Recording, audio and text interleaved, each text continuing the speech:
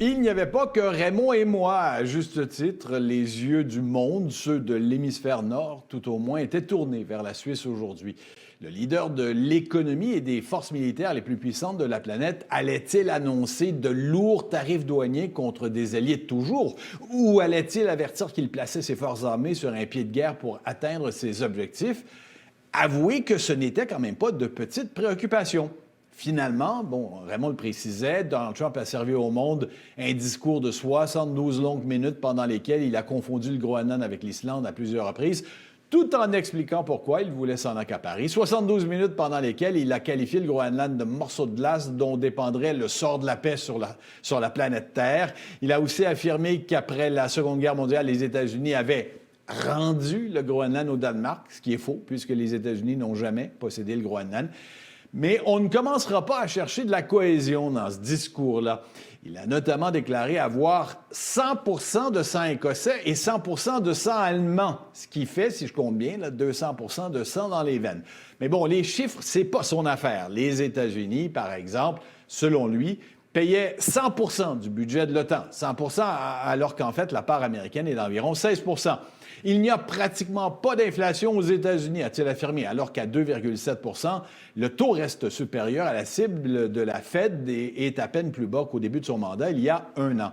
Et parlant de la Réserve fédérale, il a qualifié Jerome Powell devant les leaders économiques du monde entier de stupide et il a admis sans la moindre gêne que les droits de douane massifs imposés à la Suisse l'avait été par pure vengeance parce qu'une femme, dont il a oublié le nom, la présidente de la Suisse l'an dernier, Karine Keller-Souter, l'avait exaspéré. « She rubbed me the wrong way ». Bref, vous voyez le ton, un discours fait de menaces, de divagations, de mensonges facilement vérifiables, quelque chose qui ressemblait à ce qu'il nous a fait subir hier dans la salle de presse de la Maison-Blanche, je vous en ai parlé, 105 minutes dans ce cas-ci qui ont été suivies partout à travers le monde dans l'espoir d'en savoir plus sur les intentions de celui, le président des États-Unis, qu'on n'hésitait pas à appeler le leader du monde libre à une autre époque.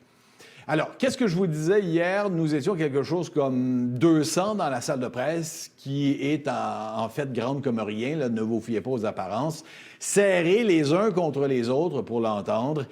Et comment, aujourd'hui, Larry Fink, le PDG de BlackRock, le plus grand gestionnaire d'actifs financiers au monde, a-t-il présenté le président Trump avant son discours à Davos, en faisant remarquer qu'il semblait ne pas y avoir assez de sièges dans la salle, les dizaines de personnes devant rester debout sur les côtés.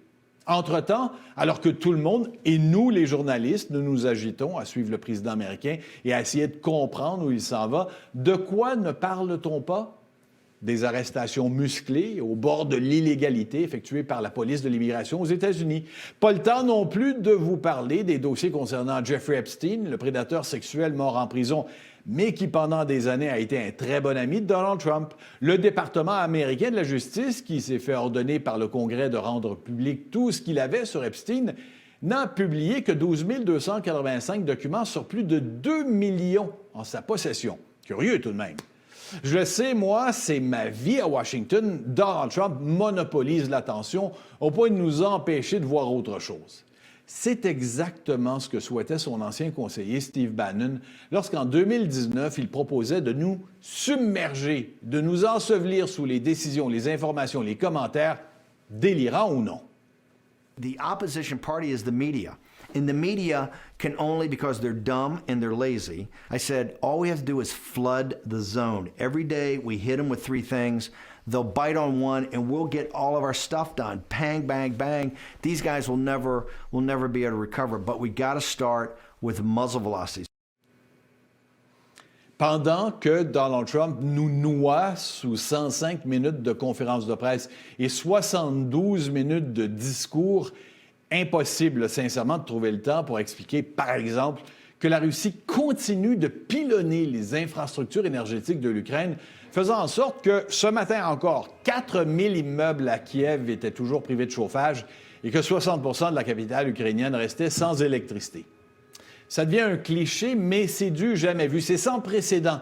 Un seul homme qui parvient à accaparer ainsi et sans arrêt l'attention de la planète entière.